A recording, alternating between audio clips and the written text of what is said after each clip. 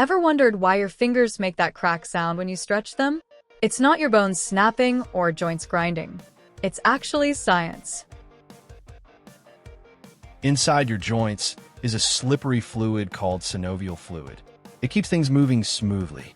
When you stretch or bend your fingers, you create space in the joint. This sudden space causes a drop in pressure, forming a gas bubble. That pop you hear? It's the bubble collapsing or forming rapidly. After cracking, it takes about 20 minutes for the gases to dissolve back, so you can't crack the same knuckle right away.